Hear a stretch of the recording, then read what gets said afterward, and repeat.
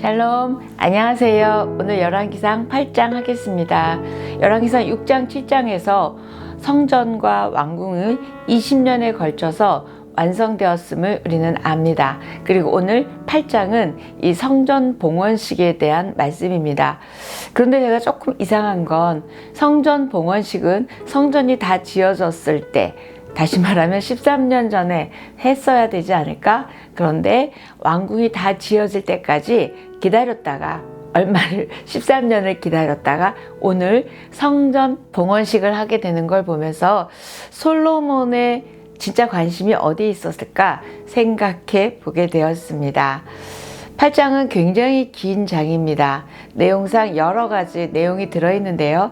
첫 번째 1절부터 11절까지는 옛 장막에 있던 그 여호와의 언약궤를 이제 성전으로 옮기는 내용이 있습니다.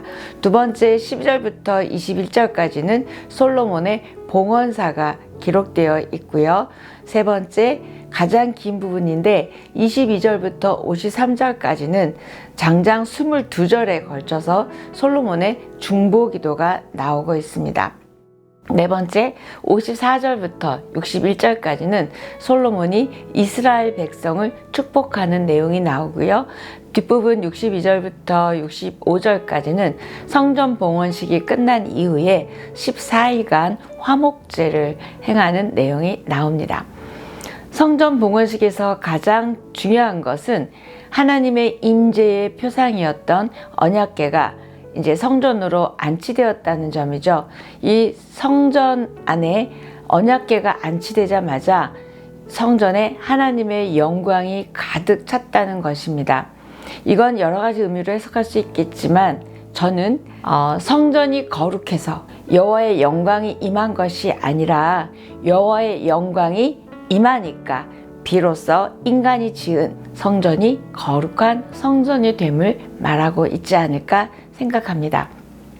성전의 의미와 성전의 가치를 결정하는 것은 건물이 아니잖아요. 여호와의 영광이 임한다는 사실이기 때문입니다. 과거 성막에 안치되었던 법궤를 성전에 안치한 것의 영적 의미도 굉장히 큰 것 같습니다.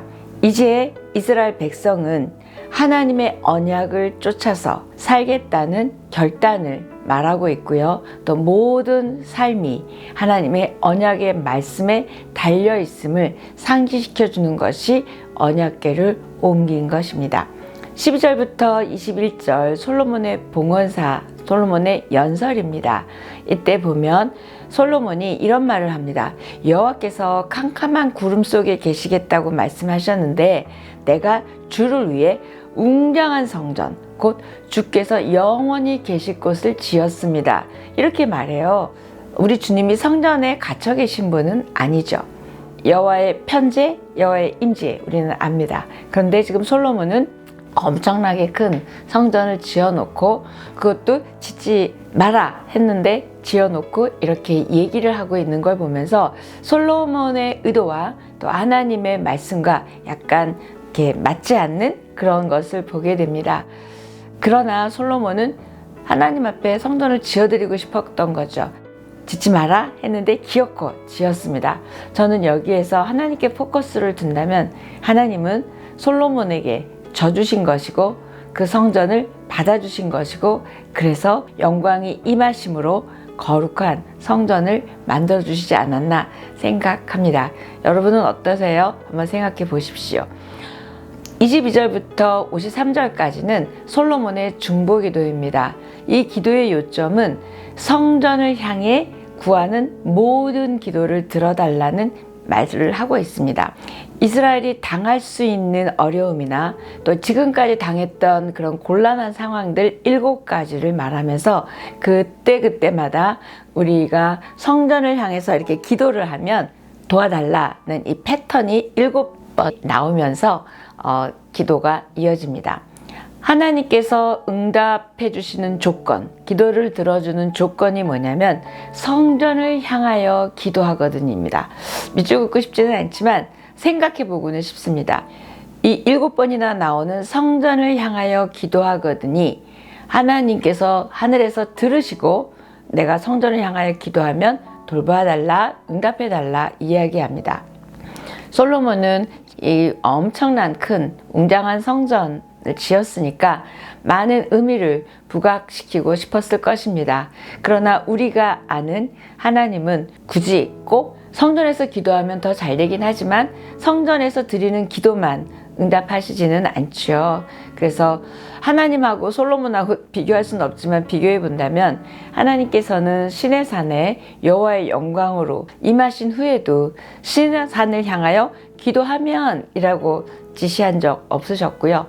또 성막을 지으라고 말씀하셨을 때도 다 지어진 후에 성막을 향하여 기도하면 이라고 말씀하시지는 않았습니다.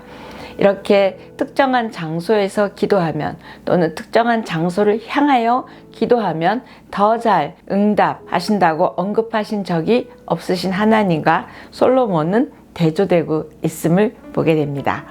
하나님의 임재나 거룩함은 어떤 공간이나 장소에 제한되는 것이 아니라 우리의 기도도 어떤 곳이나 또 어떤 때에 제한되는 것이 아님을 생각해 보게 됩니다. 54절부터 61절까지는 봉헌 기도를 마친 솔로몬이 온 백성을 향해서 축복하는 내용입니다. 두 가지 복을 구해주는데요. 백성들의 마음이 하나님께로 향하여 말씀대로 행해서 복받기를 원하고, 두 번째는 이스라엘을 통해서 세상 모든 사람들이 하나님을 알게 되는 것을 축복해 줍니다. 법궤를 안치시키고 봉헌 기도를 하고 축복하고 이 모든 순서가 끝난 후에 솔로몬이 백성들과 함께 거대한 규모의 화목제를 14일간 드리게 됩니다. 63절에 보면 화목제의 희생제물로 드린 소와 양의 숫자가 엄청나게 나열되어 있습니다. 열왕기상을 읽으면서 여러분 조금 느끼는 거 없으세요? 솔로몬에 관한 기록에서는 자주 등장하는 것이 숫자입니다. 많다, 풍성하다, 넘친다는 것을 강조하고 있어요. 1000번째, 또 하루 궁전에서 쓰던 그 음식의 양들, 또 병거의 수, 아내의 수, 첩의 수, 1000번째 이 숫자가 엄청나요.